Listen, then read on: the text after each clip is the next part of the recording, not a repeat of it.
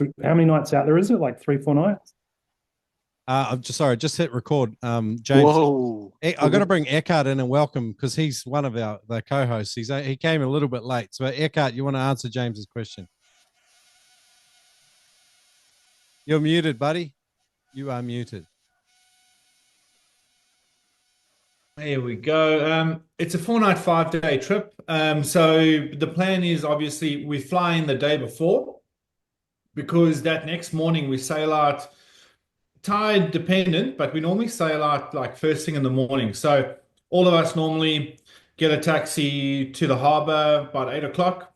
We're on the boat by like 9, and then we're out of there. And it's a pretty hefty sail that first day, but it's if you've never done sailing, it is like I'd never done sailing apart from this trip.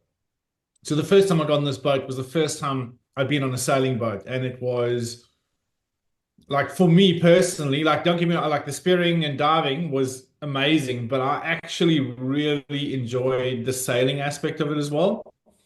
And so the sail out there was pretty amazing. And then we're out there for the 4 nights. And then the last night, we start sailing back a little bit just so that that last leg isn't too long. And then obviously we sail back. When we come back on shore, we stay on for one more night. Because the thing is, something where you can like, oh, I'll fly out that night because we don't know, like, there could be weather issues, there could be all sorts of things. So we always recommend that you fly out the day after. So you'd have to arrange some accommodation, and there's pretty cheap accommodation in the area in terms of backpackers and things like that, or you can, zhuzh it up and have a really fancy experience. Most of us just pick the old cheap backpackers. We But stay. then, What's the name of the backpackers we stay, Eckhart? oh man, they were recently bought over. It's in the FAQ. I'm just going to quickly look it up. We rented a private twin room at the top and tail of the trip last time. I think it was like $108 or 120 for the Yeah, trip, something like that. it wasn't crazy. But if you go in like the 6 bed dormitory style, it's even cheaper again. Like $40 or something, or Yeah, yeah. I 30 think bucks. if you search the YHA, it still comes up, but it's just Yeah, shows a YHA. different Yeah, name. that's the one. Yeah, yeah. It's not called that anymore, but yeah, it still Yeah, it's comes got up. a new name. Yeah.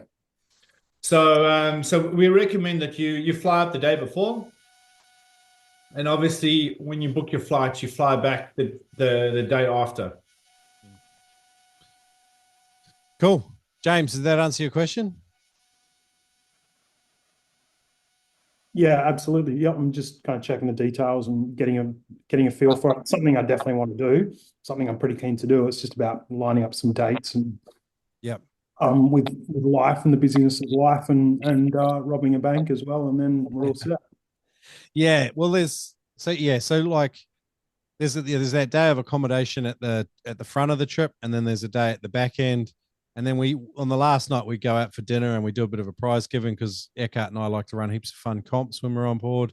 And it's also a bit of a debrief because like everyone's hung out together for, in a pretty confined space. I mean, it is 100 odd foot sailboat, but when you're sharing it with 20 odd people, it is a small place. So that is a good and bad part of it. If you're one of those people that likes a luxury cabin with one other mate or even just by yourself, this is definitely not that kind of trip where it's more of that backpacker vibe, spearfishing charter. But I'll say like, because of that, it's probably why it's the most cost effective one as well. Like, you're not going to get a guided spearfishing trip given this length and the location we're going to for less. So where do you leave from? Where's the Airlie Beach. So all of us fly into Proserpine Airport, and or most of us. There's locals as well that come on, but you fly into Proserpine Airport, and timed with every flight, there's a shuttle bus from Proserpine to Airlie, and super easy to book. I think it's about $30-40 each way from memory, and then again the accommodation add on another $40 or $50 a night, and then going out for dinner as well. So these things you do need to factor into your budget. Yeah, a few pints as well. Yeah. Yeah, and a few pints for sure. We've got a couple of pint lovers here. Two of our instructors that have done this trip every year with Eckhart and I, Ryan and Evan, have just joined the call. One of them's from Sydney. Don't judge them too harshly. And the other one is also from Melbourne. Welcome, boys. I'm from Perth, mate. Don't call me a Sydney sider. I don't live there anymore. Right. That's right. The dubious claim, though. How long did you live in Sydney? Because you kind of were adopted. 5 years, but I lived in Perth for 20. So I don't know if I believe you. There's definitely a lot of Sydney in you, that's for sure. Well, welcome aboard, Ev. It's good. Last year, for everyone's reference, if you listen to the Noob Spirit podcast, Evan and I top and tailed in one of the bunk beds for the whole trip, and I jokingly called him Cindy Crawford for the majority of the trip. Oh, how good. He didn't get the reference, but he's come back for more punishment this year. Can't have been that bad. Pun intended. Yeah. Ryan, you top and tailed with Eckhart too, didn't you? I certainly did. So, yeah, interesting times having you guys below us and us above. But if there's a will, there's a way. So, yeah, it's well worth sharing a bed with another man to get on one of these trips. I can tell you right now. So, I might come around and just keep pestering people. Lorden, are you and your partner joining us? We are indeed. Nice. I got a good accent there. I'm picking up some sort of a North American vibe. What was it? Yep. I'm American. South African. I'm American. Oh, nice. So you guys coming on board? Are you already signed up on one of the trips, or are you just finding out a bit more tonight? No, I think we've paid one deposit, so we just need to pay the other one, and we just wanted to get some more information on the trip and try, as James said, try to plan our trip with accommodation and flights. Yeah, cool. So did that help before where I talked about one night of accommodation at the start, Yep. sort of fly in the day before and then stay that extra day as well? YHA Backpackers tends to be the more budget option. Eckhart and I and the instructor team and a lot of guys all stay there together. They've got mixed modes of like accommodation. You can do a 6-bed or an 8-bed dorm, I think. And then there's private rooms as well. It's okay. It's definitely on the budget end of things. But this whole trip is kind of a little bit like that sort of style. Perfect. The only thing we're not sort of skimping on is the Great Barrier Reef, obviously, and the meals on board because we're eating what we catch as we go. So No pressure. Yeah, no pressure. Yeah. Although Shrek and myself can't recommend the massage place enough next to the... Oh, you had to go there. I wasn't going to bring that up. Oh, I was going to leave that one alone. Sounds pretty dodgy, boys. Yeah, sounds very dodgy. let's just say if a massage place is next to a backpackers, it's probably not an official massage place. I'm going to be honest. My judgment was 100% off. It was like 8 at night on a Sunday night, and we've just done a week long out of the Great Barrier. Eckhart's like, "Oh, I really feel like a massage, my bro." And I was like, "Okay, we'll go and do it." And then there are these Chinese ladies, and we got a good massage. And then at the end, she starts hinting at something more, and I was like, I started speaking Chinese to her because I hadn't given it away before then, but. Anyway, so I had to politely say no, but Eckhart was laughing his head off in the booth store. So. Yeah. So James asked, there's no cell phone coverage out there whatsoever.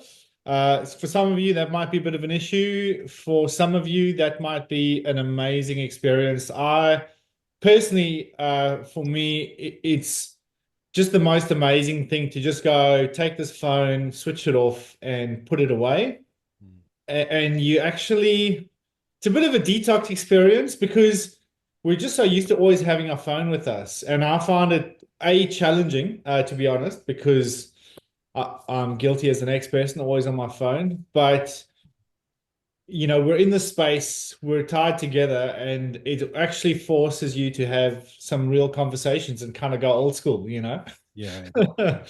So yeah, it's a pretty unique experience in that sense. There is a emergency phone that can be used for basically if we break down and it sends an emergency text message out, like a satellite phone. It's not to use for any other situation other than life or death. So, but that's available on the boat, but that's not available for us to use. That's the captain uses.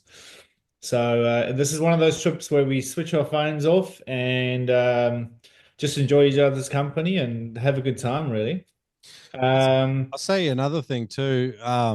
We're traveling by sailboat, and often we're traveling without noise, and so you add that with no. But once we get past the Whitsunday Islands, because we sail out and through them from Airlie, once you get past or through the Whitsunday Islands, there's no mobile coverage, and we're under full sail. So it can be actually quite quiet, just the sound of the sea and everyone talking, and it's a very social experience. So if you're an introverted type, like there's still some nice little hidey holes on the boat. You can pick those quiet corners, but honestly, you're going to be surrounded by a lot of like-minded people, and it's a very cool experience in that way because no one is looking at their phone, not one person. We missed another question there, Eckhart. Yeah, so it was just a question from Lorden just about like how the accommodation works and facilities. So it's Shrek mentioned earlier, it's bunk beds. There are a couple of like double berths, so they work well for couples. They can sleep next to each other. If not, Shrek, Evan, and Ryan and myself will be doing the big spoon, little spoon. Top and tail.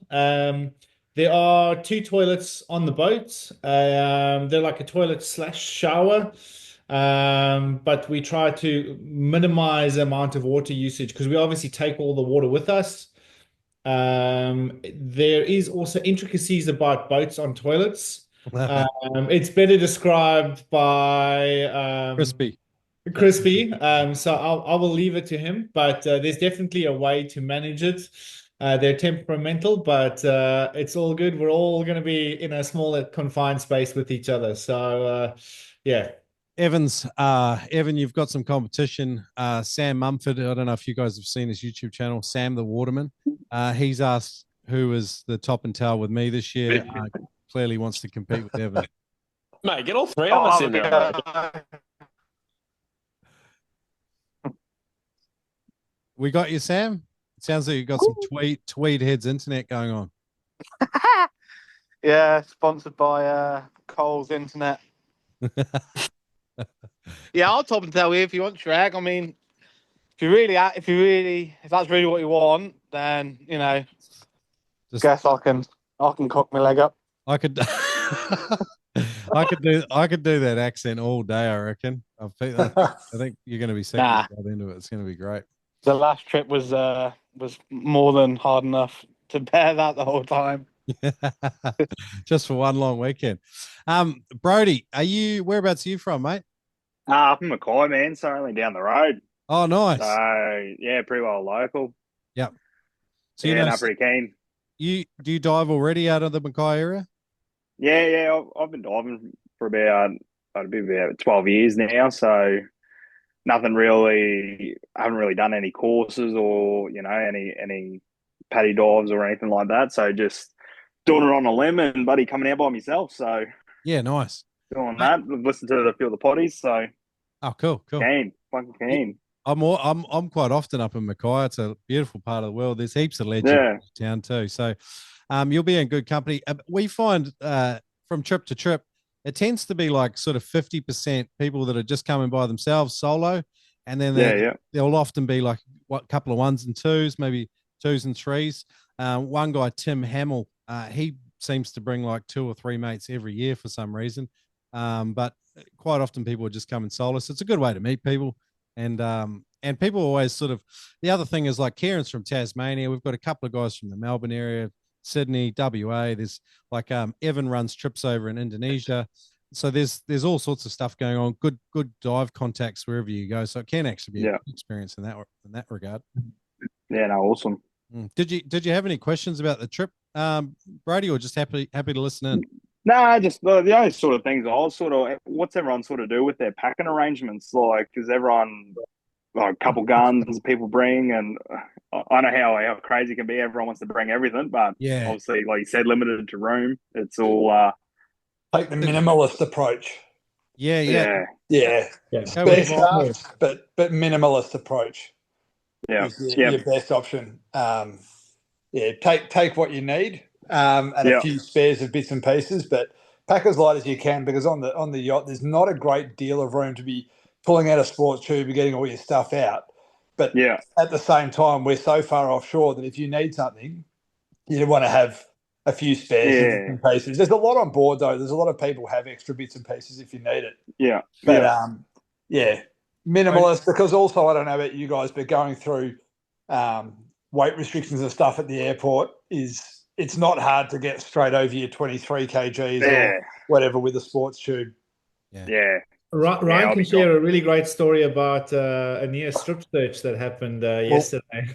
Yeah, well, we only got back from New Zealand a day ago, actually, and I got dragged through Border Patrol after just about exiting the airport, and they dragged me straight down to Border Patrol and freaked out about spear guns and filleting knives and stuff like that, and basically undid everything out of my bag, ripped my whole sports tube apart, and they were not comfortable at all with anything I had in there for a long period of time until they suddenly realised that these aren't weapons, and they finally allowed me to go on my way. But there was a lot of confusion as to what was in there. For the first time ever, I've never had this issue, but someone wasn't happy with something they saw on the X-ray machine, and next thing you know, they were Border Patrol and claiming I had weapons on board and bits and pieces. But good times when you're coming back from a trip. Yeah, Brody's not going to have to worry about that with Mackay. It's an hour drive up the road. So that's exactly it. right.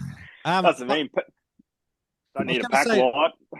Yeah, last year we had probably, 6 or 8 people that brought sports tubes. We do make room. We all sort of share and help manage the space as best we can. There is some arrangements we can make. Because you're pretty local too, I would suggest, we often tell guys, look, 1 spear gun's fine for this trip. You don't need to bring 3. You don't need a blue water cannon. This is not really that kind of charter. We're chasing cagey reef species and not so cagey ones.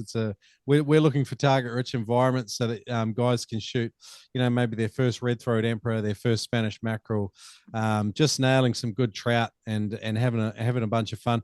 What we tend to find is 1 spear gun is good. 2 spear guns would probably be max, and I would say you're unlikely to even need it. But having a spare shaft or 2 is probably a good idea. Because stuff does happen. And but Eckhart also brings quite a lot of rigging gear, and Eckhart, Ryan, Evan, myself, we're all only too happy to kind of help you guys re-rig up gear or just do what we can to help keep the show on the road. Eckhart often brings a spear gun as well. Most of the instructors might have spears as well. So if what I've done in the past is if you don't want to go out and buy a spear gun for the trip, you can reach out to myself. I have got too many guns, so I've got lots of high gear. If anyone needs fins or whatever, just let me know. So the other thing I just thought I'd quickly mention, because I got asked this question before the session, was about dietary requirements. If you do have any dietary requirements, just let myself or Shrek know what that might be. We can accommodate most things. Obviously, we're a long way offshore, so if it's super unique, it might be a little bit difficult. But if it's most other stuff, we can accommodate. I'm gluten-free these days, so I'll be making sure we have some gluten-free goodness on the boat because it's hard to eat well gluten-free when you're doing remote stuff. But I'll be doing my best to make sure I can. So yeah. It is a hard trip to go on if you're a vegan too. You will let's go to Willem. Willem, where are you based? Listen, just call me Will for short. Will. In Brisbane, sort of moved here recently from New Zealand, but with this accent, I'm sure you'll know that I'm not a Kiwi. You're American too. No. No, I'm just kidding you there. I'm just kidding you, Will. I stayed in New Zealand for 12 years. Before that, South Africa. Yeah. Listen, I love spearfishing. I think my wife always says, listen, she's my second wife and the sea is my first wife. So I've been spearfishing for a long time, moved to Brisbane. And I see this as opportunity to actually meet like-minded people and get out there. It's very different diving to what I'm used to in New Zealand. So a way to just learn a little bit more about the diving conditions, the species, a little bit of technique, and other people. So listen, super excited to join all of you. So you actually touched on something interesting there, Will. It's species ID, and that is something that we are working at and getting better. This feedback from previous trips has been teaching people species ID is quite difficult. When we go out to this area of the Great Barrier Reef, like literally you can hop off the boat and there's 200 different species that are potentially on your list. We don't get super granular with it. We just try to teach you guys the no-take species and then focus on our bread and butter. And then obviously there's a hierarchy in terms of difficulty. But, in saying that, we had a girl last year who'd never been spearing before, never been freediving before, barely even knew how to snorkel. The first fish she shot was a red-throat emperor. So it can be a good trip for shooting some pretty highly regarded eating fish too. So, yeah. No, good stuff. Yeah, cool. Will, so you've been diving for decades, like South Africa and then in New Zealand as well? Yeah, listen, probably 30 odd years. Wow. It's self-taught. Listen, I've done a bit of freediving courses in New Zealand, but in terms of spearfishing, just been, I think as far back as I can remember, I got a little gun and I got into rock pools, and I've been diving spearfishing for a long time, but self-taught. Very cool. You'll have fun. You might enjoy getting some feedback because the guides, there's 4 of us. We tend to rotate through all of the buddy pairs, so you'll get feedback from everyone if you want it. So yeah, no, 100%. And it just sort of doesn't really matter what level you're at with your spearfishing. There's always small things that we can improve, and so one of the good things about this trip is everyone kind of comes with that no ego vibe. I'm sensing you don't have an ego issue either, Will. So it'll be great hanging out with you, and we all learn from each other too. 'Cause everyone does something different. South Africans pretty well regarded in the spearing seed, apart from Nico up there. He's terrible, but no, it'll be good. It'll be good. Who else haven't we met yet? Tim's joined us late. Tim's also a bit of a veteran on these trips. Tim, do you want to give these guys the why do you keep coming on these things? Oh, I don't know, just to get away from Melbourne, really. August is a miserable time down south. So it's good to get to the warm water. But it's just an epic trip. I've traveled a lot, I've done a lot of stuff, and I've never done a trip that's like this. And it's good vibes, good people. The switching off from your daily life and your phone is amazing. Like Eckhart said, it's a bit of a detox, and it's a special place. And it's to be able to dive it for 4 days straight, 5 days straight, and come home with a nice esky full of fish. It's pretty special. Yeah, cool. Ethan, where are you based, mate? Oh, yep. I'm also based down in Tassie, along with Kieran. Nice. Just going to be very excited to get up there, up in Queensland. So we got 3 Tasmanians on board. Are you guys all on the first trip? Yeah, I think so. I think so, yeah. The 5th to the 9th? Yeah. Mm-hmm. Okay, so for those that aren't aware, there are 2 different dates. So basically, the first trip is 5th to 9th, and then most of us, the instructor team get a bit of a stand down, and then we're doing another one on the 12th to the 16th. So some people are locked onto the first one, some people are onto the second, and we may have a few on for both. So awesome. So down there diving in Tasmania, have you dived any of the subtropics yet? I haven't. It'll be my first time actually doing any diving outside of Tassie, most likely. Unless I can manage to get out into somewhere before then. Cool. Nice. Well, so for some of you who might be traveling to this or for this trip, the water temperature is about 23 degrees on average. There can be a bit of like wind chill factor. We really recommend like a 3 mil suit with a hood. The hood will help for keeping that body warmth going, and then also a bit of sun protection as well. But a 3 mil suit will see you through on a dive like this, because it's quite, we spend a lot of hours in the water. You lose a fair bit of body heat as we're doing drifts or swimming along. So a 3 mil suit is what you'd be after in terms of something that you want to take along. So yeah, just keep that in mind for the trip. Brody lives in Mackay. He'll have the 5 mil out, I reckon. Brody at that time.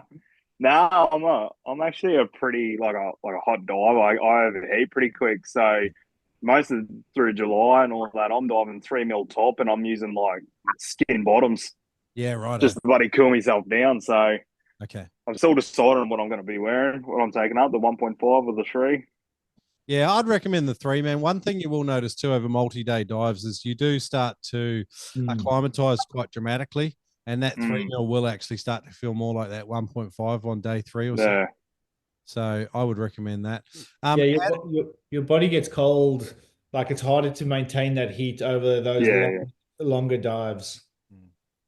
The other thing that we'd recommend, sorry to cut you off there, is just some hydration stuff. So obviously there's lots of water on board, but drinking lots of fluid, electrolytes, hydrolyte type mixes, just to maintain your water levels on a trip like this. It helps heaps in terms of just keeping your performance up there. I have a little bit of a deal with Aqualite.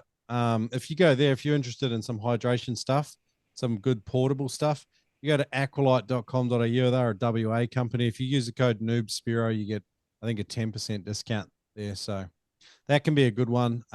They do like a multi-pack. I think it's 60 sachets. You won't need 60 on this trip, but if you're having 1 or 2 a day, that's probably pretty good, particularly if you're not carrying a lot of physical conditioning. And even like 4 or 5 hours in the water, it does pull a lot of the salts and everything else out of you, potassium, magnesium. So cool. Who else haven't I checked in with? I saw Alex. Alex. Alex, where's Alex? I'm going through screens here trying to find Alex. Liv. Hi, traffic. She's got to unmute. Yes, she's still. Oh, yeah. Liv, are you in Mackay? You're in Mackay as well? I'm in Airlie, actually. Oh, nice. Easy. Cool. It's good to have you aboard. Oh, thank you. I'm looking forward to it. Yeah. You've booked in, I think, with the 1770 trip just in front of this one as well, haven't you? Yeah. Yep. So same thing. Like I've haven't been spearing all that long, really. I've done a freediving course and loved it, and that was on a pro sail boat here with Ocean Sand, so that was great. And then I'm sort of self-taught spearing, so I thought it'd be good to do an official course before this one so I can make the most of it. Yeah, nice. Awesome. Yeah. We tell people, like, if you are in that beginner bucket, like if you can do a course beforehand, what it means is like you're not going to spend the first day or 2 in potentially a really target rich environment just learning skills. You're actually going to be able to straight away start hunting some good fish. We can cater to anyone though. Like last year, Evan had one girl who was brand new and another girl who was fairly new. And those girls were just slaying it. I think they probably shot some of the most fish of the trip. And they were just such great energy to be around. So it doesn't really matter what you come into it with. But I think you've done a couple of really smart things. If you can do a freediving course before something like this, it does give you an advantage for sure. Yeah, how good. I can't wait to meet everybody. It'd be awesome. Yeah, it's a good vibe. Have you got your spearing gear sorted, Liv? Yeah, I think so. So I've just got a 115 centimeter gun. I've never used a reel before, and I've never shot anything really big. Like I've just shot coral trout, reef fish, tusky, and that sort of thing. So I might have to upgrade my gear and get a few other things. I've also got a thin wetsuit, but diving here in August, because I'm from the Northern Territory originally, I found it absolutely freezing doing the pro sail dive trip in August. So I'll definitely want a 3 mil, maybe even thicker. When we are in 1770, the lady there, Carmen, she's running some deals on wetsuits. Eckhart also does some good Cressy suits as well. If you are looking to upgrade and get a 5 mil, I would talk to one of those two. Awesome. And what mask would you recommend? I've got a couple and I just have a lot of trouble with them fogging up. I've got Cressy ones. Is there like a certain brand that you would recommend? Nah, all of them fog. So they all come out of a mold from the factory with this film on them. So you've actually got to burn it off and basically just treat your mask. And then I like toothpaste it as well, leave the toothpaste sitting in it overnight and then wash it out. If you go onto YouTube and just type in treating a free dive mask or dive mask, there's lots of kind of like semi tutorials on how to burn it with a lighter. And what you're doing is you're basically burning that kind of I think it would be like a level of silicone or something, like a releasing agent that's on the lens that needs to be burnt off. And then that toothpaste works really well. Like it's the cheapest anti-fog you'll find. Works really well. So the seal is the most important size. Every mask, the skirt and the seal is so different for everybody. I mean, there's a bunch of us with full beards, and that limits the masks that suit us. Your face might have higher cheekbones or, all sorts of different things. So masks are very specific in terms of the fit of them, but fogging up is an easy problem. Awesome. Sorry, just the other thing, Shrek, should we just run through how we operate in terms of floats and float lines? Yeah. So basically, we'll send you out a dive style survey. And what the dive style survey does is it kind of helps us learn a bit more about you, how you like to dive, the kinds of people you like to dive with. And then what we try to do is, unless you don't want to rotate and you just want to stay with one person, or like I think we've got a father and son combo, they won't rotate. But everyone else, unless you don't want to rotate, we'll rotate buddies a few times throughout the trip, and that way you really get the best of learning from everyone. But essentially, like we tether two of you to one float, so you share a float between you, and we follow a pretty strict one up, one down. So there'll be two of you tethered to one float with a guide around to help you, like dispatch fish, call the tender over, do all the stuff. And we try to stick to, and one of the big emphases of this trip, and keep in mind we're 50 nautical miles offshore, we really emphasize safety. And so if you're the solo gung-ho diver that likes to head off, you may have to learn some new habits on this trip, but it can actually be a really good thing once you get your head around it. And I know a lot of people that have self-taught and had a good crack themselves. They're very solo-oriented hunters. And so I would just encourage you, just be open-minded to trying something different. So when you're working with someone else, all of a sudden you have to communicate. You have to say, hey, I know that you want to head this way, but maybe I think there's more fish over this way.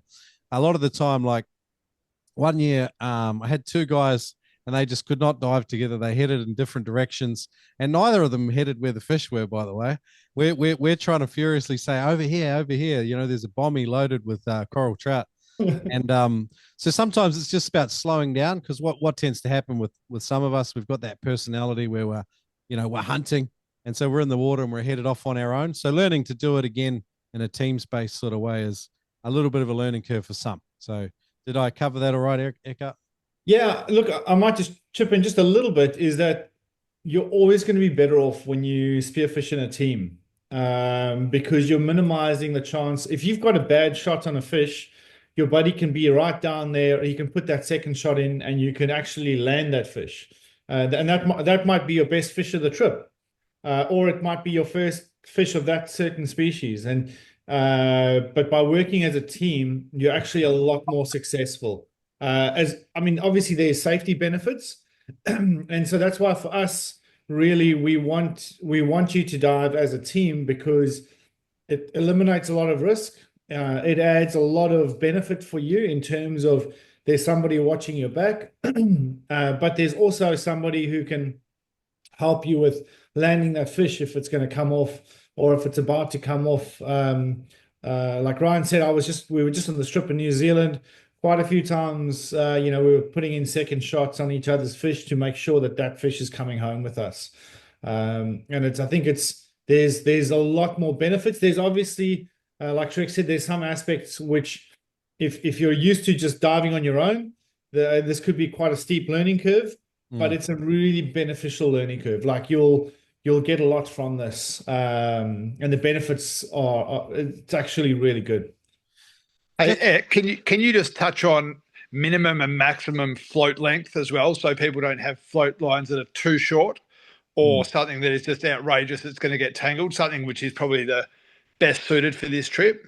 Yeah, so it's a good thing. So look, if you if you don't see yourself being a deep diver, don't bring like a 30, 40 meter float line. It's excessive. The flip side is if you feel comfortable at depth, just bear in mind that the float line is not going to go straight from the surface down to the bottom. There were a few times when I was diving with some other students and we were maxing out the 30-meter float line because what was happening is with that curve, we weren't really able to get down to like to 25 meters and deeper because that curve was really holding that float line up, or the current was holding it up. So if you, sorry, go. I want to say, like, for the southern guys, right, that are diving Tasmania, New Zealand, Melbourne, some of that dirty water, inshore, shallow hunting, you're thinking like, 10 meters is a really deep dive for me. When you're up on the Great Barrier Reef and the water's super clean and super warm, if you're a 10-meter diver in temperate, cold, dirty water, you're probably an easy 15-meter diver in tropical water. And I'm not saying, hey, everyone has to dive 15 meters or there's some magical number. I'm just trying to give you some idea, some scope for planning with regards to your float line. I would say if you're a shallow diver, like, you consider like 10 meters a relatively deep dive for you, I would say bring a 60-foot float line or 50-foot or 60-foot float line. So 15 to 20 meters. But if you are a guy that's maybe been going a bit longer and you like to already dive 20 meters, bring a 30-meter float line. But just keep in mind managing float lines in the water, as Ryan said. We've got a few tricks for it. We'll be showing you guys as we go because working this team-based diving, there can be entanglements, and day one is where we learn our biggest lessons. Day two, it tends to run a lot smoother. But if we can set you up for success early, then we'll try to do that. I wanted to go back to gear just quickly. Liv asked about masks, and we didn't really answer a question about in terms of brands and shapes. Liv, do not buy a mask online until you know exactly what you want. So go into a shop and get one fitted in the shop, because it doesn't matter about brands and names. All it matters is fit. It has to fit properly. And you might have it looks like you might have a narrow feminine style face, so you might need to get fit for a more specific mask. A generic one might not be perfect for you. Yeah, also I think there's that Spear shop in Mackay there, so I might go in and visit them. Neptune, I think it's called. Yeah, go and have a chat. Caitlin and there's really nice to talk to, and she's very handy as well. So she'll set you up. I bought a mask from there recently. They got some good gear in that shop. Yeah, awesome. And would you also be able to touch on training as well? Training. Yeah. I know that I think I've seen before you've ran sort of like pre-course training before. I don't know how successful that was, but what do you recommend in terms of getting fit for this trip? It's a really, really good question. I love doing a protocol before I go away on a big trip because I just want to land and make the most of it. Like if you show up on a trip and you're half fit, you're like a little bit out of condition, and maybe you haven't been diving for several months, you might spend a day or two just working your way back into the groove of diving again. So I do like a cross training program. Like I love to go to the swimming pool and train with a mate. And I always recommend training with a mate because if you're doing any breath hold stuff, if you can just do some laps in a pool, that's great. I like a little bit of a full body strength training as well. If you can do some interval training, which interval training can be any sort of cardio that you like, whether it's a bike, whether it's going for a run, rowing, whatever. And it's just go hard for 2 minutes, take it easy for one, go hard for 2 minutes, take it easy for one. Do that for 20 minutes once or twice a week, and it boosts your fitness up. Huge. Apnea training is really beneficial, particularly if you're in the beginning of your journey, because the biggest thing you suffer from is CO2 tolerance. I have a program called Spear Ready, which is sort of custom made for this sort of thing. It's a 50-day prep program designed to get you in shape to make the most of a trip. If anyone on this trip wants to do it, email me and I'll put you on it for free. So it's normally $50 or $70 depending on which package you want. Just email me, Shrek@Noob I'll put you guys in it for free. It's a really good way to prep for the trip. I'll give you that much encouragement. Awesome. All good. It was worth showing up for the Zoom call, maybe just for that, Eckhart? Of course. Now, if you guys are worried about breath hold and stuff like that, like, to be honest, it's the wrong thing to worry about. What you find is sometimes day one, the nerves are there. You know, maybe you haven't been diving a lot lately. It's settling back into the rhythm. By day 2, you're starting to really start to dive again, and you'll have instructors in the water with you, just giving you some actionable feedback. And dive by dive, you'll be making these small improvements. All of a sudden, day 2, you'll find yourself down, about to shoot a coral trout, and thinking, "Man, this is exactly what I signed up for." So, yeah. Don't overthink it. Yeah. You know what I mean? Yeah. Yeah. In terms of gear, guys, the vessel supplies weights, but if you are local like Brody is, I would say bring your own weights. These are like old school scuba style weights. They do go on your weight belt, your rubber weight belt, all good. That's what we all use. The instructors are using it as well. But if you've got your own, bring that. But all good. Hey guys, sorry at work and can't chat. Just wanted to ask about bag limits, please. Cheers, Dane. Bag limits, Eckhart, what would you say to that?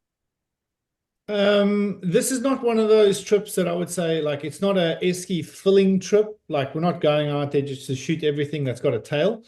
We want to learn, grow, get better at our spearfishing, being able to target those sneakier fish. You're definitely going to shoot fish. You're definitely going to take some fish home if you'd like. But it's not one of those where we just like the whole sole focus is to fill eskies. But the plan is for us to shoot fish. We'll have filleting sessions on board. We've got vac sealers on board. We'll vac seal. The last trip we ran pretty smooth. We had a chest freezer on board. So we actually spent a bit of time filleting, vac sealing, and then freezing those fillets on board. So when we come off, it's all frozen. So what we might actually do though, and I'll send an email out to you guys. It's nice if we can get about 4 or 5 vac sealers and then also bags. So if you're not bringing a vac sealer, maybe you could bring some vac bags and some marker pens. And that is a really cool thing when you get home and you take some coral trout that's been vacuum packed, because it'll keep in the freezer for months. And we really like to make the most of it.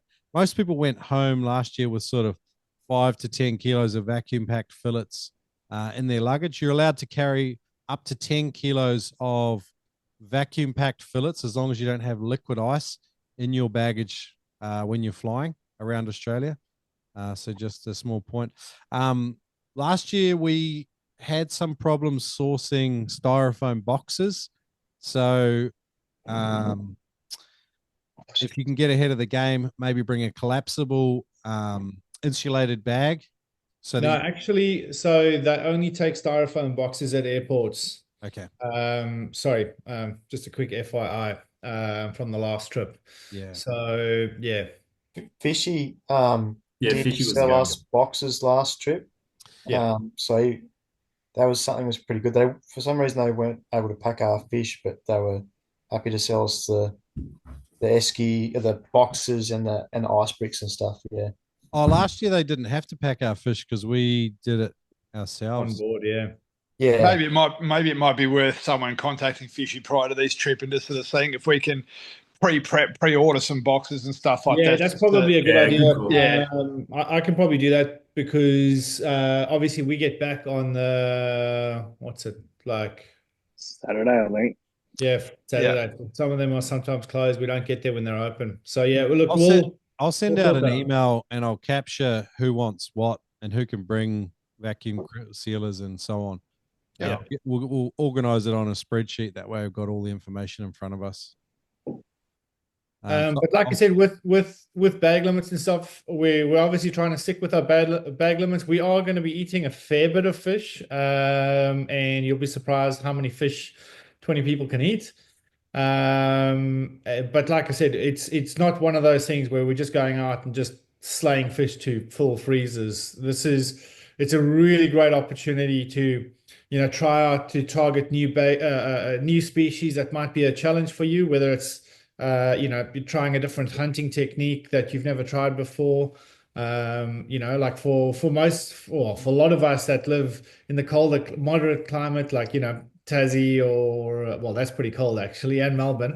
It's diving tropical water is a real novelty, and hunting fish up there is we get fish that we'll never see down here. So it's a pretty special opportunity. Yeah, well said. Someone asked about bedding earlier. So it's sort of these bunk style beds. There's some double berths. The other thing is bedding that is provided. We get a shillow, which is a pillow and a sheet sort of wrapped into one. It's an ongoing joke, but most of us had never heard of a shillow before we did this trip. But nevertheless, that is what you get given. And the the the sleeping arrangements, like the mattresses, are decent thickness, but it is definitely not luxury. Again, I would emphasize it's a backpacker style spearfishing charter. But for all that, like I enjoy it. I don't find it hard at all. Like I love it. I know it's not for everyone, so that's why I'm saying it.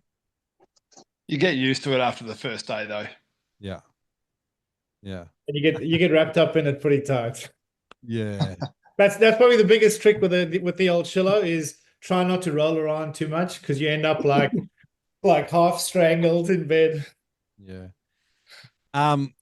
Adam, you're in Geelong. This is your second time you've come back to do this trip, or is this your third one?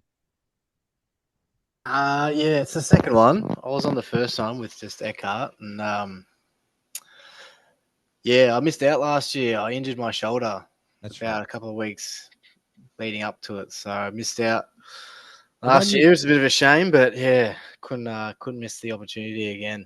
The one you did with me 2 years ago was that one we were talking about where we had 20 to 25 knots the whole trip. That's right, nautical. Everything's measured in nautical minutes or miles. Yes. Yeah. Having said that, you're signing up again. So was it bad? Was it manageable? What did you think of that trip?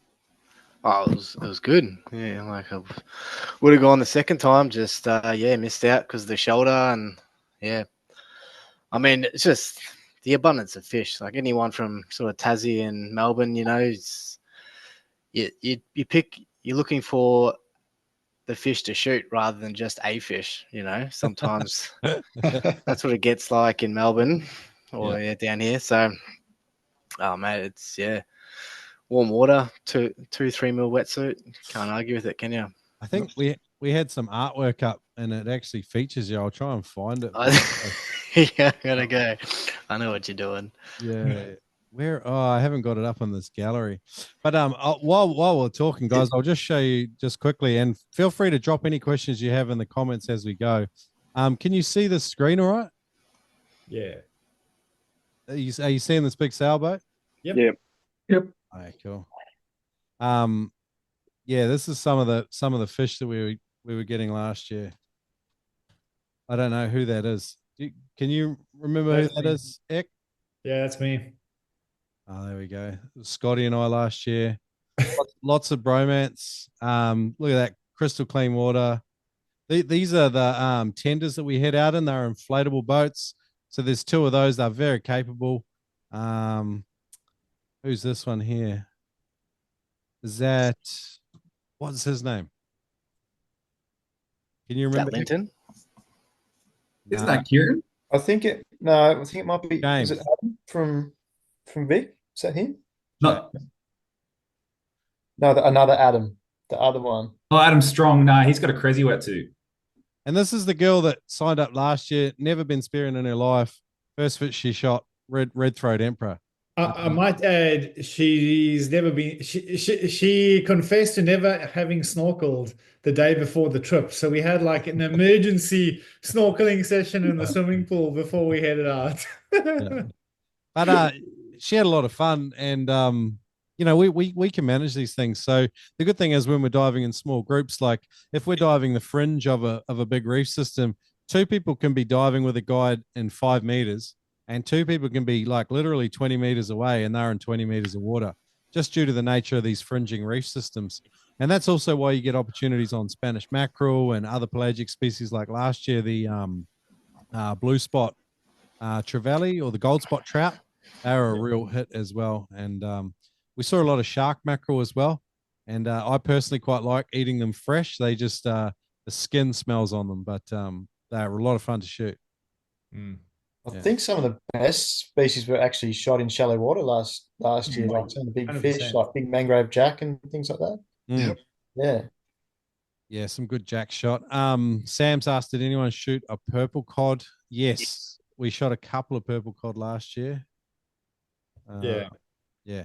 And Scotty got probably one of the biggest tusky. Oh my yeah, goodness. I'll show you. He with a burst eardrum. I was going to say he couldn't dive at all, but he managed an absolute bus of a fish. Yeah, he shot that one, and then the year before in the awful conditions too, Craig shot this one. I don't know if you remember that one. So those sort of fish are, trophy fish of a lifetime, sort of 8, 9, 10 kilo Pac-Man, we call them. They got those big, massive chin on them. They're no longer a black spot tusky. They are a proper Pac-Man. I can't remember his name, but there was that bloke who shot that ginormous mangrove jack in about 3 meters of water too. There was also that guy who shot a giant coral trout. Yeah. Yeah, who's that? I'm not sure. Still alive to tell the tale too, mate. No secret. Yeah. Some really good opportunities on this, guys. Obviously, like trying to put you in a target-rich environment. It's fantastic, warm, clean water. If you're in a southern state, it's a no-brainer in August. Yeah. Any other questions, guys? What haven't we covered off very well so far? Shrek, it's Will here. Just to confirm, I understand the float lines, but actual floats and flashes, is that stuff that we need to bring, or do you guys sort it out on the boat? You're more than welcome to bring your own flasher if you've got a pet favorite. But Eckhart and I bring our own flashes, and we're happy to share them out and share them around. Most of the time, if we are diving fringing reef, him and I will both have our flashes out and we'll be working them. But throw flashes, if you want something mobile, are a really, really good thing to have. You can just put them up your sleeve. Throw flashes are amazing. Yeah. And I'll bring a box of throw flashes. Yeah. If you go to throwflashes.com.au, there's a small Australian-owned business, I think, on the sunny coast making them, and they are wicked. They're good. Really good quality. I've been using them too. Yeah. Yeah. No, honestly, like throw flashes are phenomenal. A technique that I saw actually on this last trip was a guy put a little bit of spear gun rubber down the tube just to make it a bit heavier, so you could get a bit more distance with the throw, which I thought which was pretty clever. But throw flashes are like, you'll get coral trout coming, you'll get all sorts of different species coming in and looking at it. Like it's an amazing tool. Yeah, so you will be connected. You'll be sharing a float with your dive buddy, which again prevents you from like being 100 meters in one direction, which means you're going to be working together as a team. Well, I don't know if that explains it. Yeah. So one thing with you, Will, you're a bit more experienced. We'll try and pair you up with some people with similar ability. But again, it's about positive communication with your guide. And if you've got an idea about where the fish are, you've just sometimes got to have those short conversations at the surface and say, hey, this bommy over here looks really promising. And there's a lot of give and take with learning to team dive. Does that answer your question, Will? Yeah, no, all good. Happy. All right. I wanted to share with you guys too. Eckhart and I haven't actually confirmed this between us, but we were going to offer you guys a bit of a special deal for you guys that come on the Zoom call. That we've got this frother pack going. So in the frother pack, you get a trip t-shirt, custom trip t-shirt. There's a windbreaker jacket, which is great on board. The hooded towel, which again is fantastic for privacy when you're changing up on deck. And then what we're doing is a custom sort of 1 to 2 minute video for you to have as a keepsake forever. The video will be some of the most frothy footage from the trip, and then we'll have specific videos of you in that as well. So you'll have a sort of a memory of a lifetime. Added to that, we also have a professional photographer on board. So there'll be snaps of you that you get, for free regardless anyway. But if you wanted this extra thing, this Whitsundays frother pack, I think we're doing a bit of a deal on it. Eckhart, can you remember the price we were going to do these guys? I cannot remember the price, but we'll unless you know it, we'll come back to you with the price. I know we spoke about it, but I can't remember for the life of me. We'll have to go away and review. The other thing that Shrek touched on there, I think for a lot of you, is that like a trip like this, for some of you, might be the first time you do something like this, and to have those memories, or at least some of them, captured in some really good photos, like you've seen now on the photos that Shrek was sharing. Like it's really super special to have some of these fish and memories captured and good photos, and that's just something that both Shrek and I believe in. Like we always try to get a photographer on board as part of this trip to capture some of these moments for you, so that it's something that you can look back on and have that stoke for many years to come. Some of the best photos you'll have, really. Well, Adam, I try to dig up a couple. I might start asking for royalties on that photo. Man, some of the photos we have had of Adam, like they're just jaw droppers. Like I use them as the main photo for. That's the photo you was just before. Yeah. Yeah. That is. Yeah. I'll just share that again. It's a good one, isn't it? Yeah, that's Adam right there. Just laying in wait between these two big bombies is. It was just such a wicked shot with the contrast of the sand as well. So good. Yeah, there's something special too, Adam, about sort of just laying in the bottom and these just amazing, the hard and soft corals that are so abundant out there. It's just such a cool location to hunt in.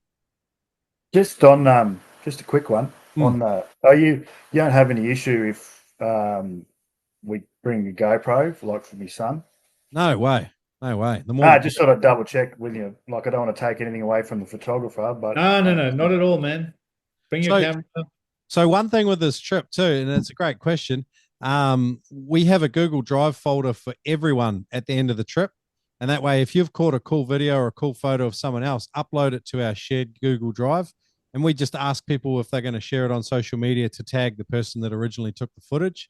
But Blaze Parsons, if you want to search him on Instagram, he'll be our photographer. He's an awesome bloke. Legend. A really good diver and an amazing photographer. He took those ones you're just looking at. And he's such a good guy. All those photos are available for free. There's no hassles with that. You guys can just download them at your own leisure and keep those memories for a trip of a lifetime, hopefully. And I mean, it does us favors too, honestly. If people are sharing photos of their trip of a lifetime, then all of a sudden we show up for a Zoom call and there's 18 people ready to rock up and maybe come out with us. So just quickly on that, I don't know, for some of you that might not have jumped on and committed, I don't know. I know I jumped in a few minutes late, but our first trip, that's the first date, is we only have, I think, 4 spaces left on that first one. And I believe 7 or 8 on the second one. So it is one of those, if you want specific dates, definitely for the first one, I would try to jump on and just book a deposit for now, just so that your spot's secured. Because that first one's definitely filling up a lot quicker than what we thought. So just bear that in mind. Yeah, we're still sort of 6 months out. So as usual, it's going pretty well. Yeah, if you guys wanted to hang out, we're going to probably end this call in a minute. But if there was any last questions, or if you wanted to just hang around for a sec and ask questions a little bit more privately with Eckhart and I, we're going to hang out a bit because we've got to chat a couple more logistical issues. But we're going to wrap this call up just in the sort of the next 5 minutes, and then if you want to stay on privately, you can do that. Were there any last questions now? Do we actually have to bring our float line, or are we right just bringing our reel guns and stuff? You got to bring a float and a float line, 100%. Yeah. Yeah. Sweet. Just obviously we spoke about the safety aspect of it, but remember, we are a long way from help and the shore. And sometimes if that wind blows, it's really hard to spot the other divers with a bit of surface chop. Yeah. And that means that we're going to have 2 divers that'll be connected to that float. And so we know that they are going to be within a certain distance of each other. So it really just comes down to a safety aspect. Obviously, if you dive on your own or with your friends, a lot of people do use reel guns. But in this context, unfortunately, we're going to ask everybody to use a float and float line just for a safety aspect. Yeah, Brody, I dive with a lot of guys, as you're aware. And I kind of have an idea that of a lot of the diving up there, sort of central and North Queensland, it's pretty, reel gun, drop down, bash trout, and then keep going. And sometimes you hop off the back of the boat and you and your mates are sort of within a few hundred meters of each other, but you're not really teams diving. Yeah. One thing I'll say to you, if you do want to learn a little bit more and maybe push yourself a little bit more in terms of depth and some more difficult species, diving in a team and learning to dive in a team will start to give you more access to greater depth, because all of a sudden you've got someone on the surface actually actively safetying you instead of just like, and I'm not criticizing guys that do it. I've done it. But when we're managing a trip with a lot of people in the water, we want you guys to be as safe as possible. And a float line is one way we manage risk. It just keeps everyone visible. 100%. 100%. I started off with a float line and just, buddy, obviously getting used to Mackay, you start using a reel, and then haven't gone back. But there's no dramas. I'm still used to it, but all good. It's all good. What about vacuum sealers? Do we bring our own vacuum sealers? So I'm going to send out a bit of a survey, and I'm going to ask guys if they would like to order a styrofoam box, and I'll get a price for that. And I'll also ask about who has a vacuum sealer and would like to bring one, and vacuum bags as well. So we'll come at that from a sort of a team point of view. Sweet. All good. Any other questions, guys? Just to rehash on the accommodation and flights, and so we recommend you fly in, if you're flying in the day before that your trip starts. So if you're on the 5th to the 9th trip, fly in on the 4th, and then you fly into Proserpine Airport. From Proserpine, there is a shuttle bus that runs you right down into the heart of Airlie. It's literally just around the corner from the YHA, where a lot of us stay. It's a 50-meter walk with your bags. Boom, you're in the accommodation. And then we do maxi taxis from the backpackers the next morning or even that afternoon to drop our gear off down at the boat. And then and we sort of try and work it together. Ryan stays at a resort with his family. Different people make different arrangements, and it's up to you what you do. Eckhart and I will be staying at the YHA as we've done the last couple of years. Again, but it's probably the more budget sort of friendly. And again, fly out a day late. So if you're on that 5th to the 9th, you want to fly it on the 10th. And when once you're at the airport, or you can do it online, you can book that shuttle from Proserpine Airport to Airlie return.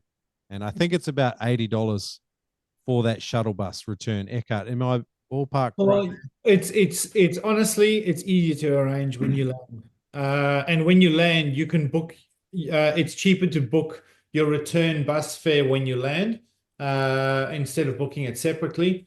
So don't even stress about that. Land there, and as soon as you walk out, you'll see shuttle bus. I think it's like tiny airport.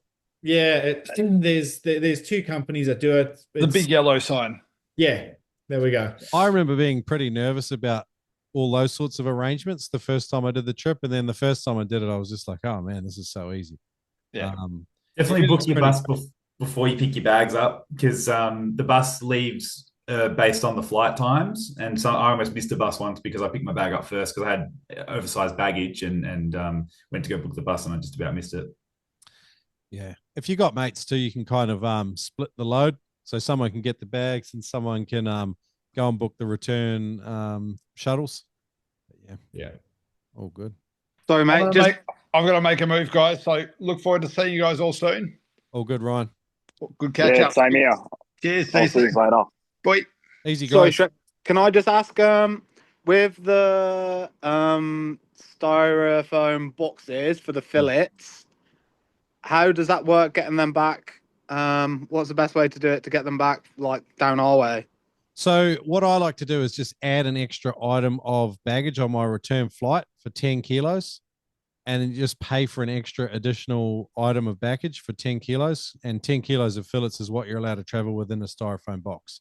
Okay. In terms of, you're not allowed to put liquid ice in the box, but what we do is buy those frozen sports drinks. You can get them from 7-Eleven. I can't remember the name of them. Maximus. Yeah, you buy a couple of Maximus bottles, put them in your fillets, and like, you don't even have to do that, honestly. If you're flying for 3 hours, they're all still frozen when you get off. I'll give you an example. We flew from New Zealand 2 days ago.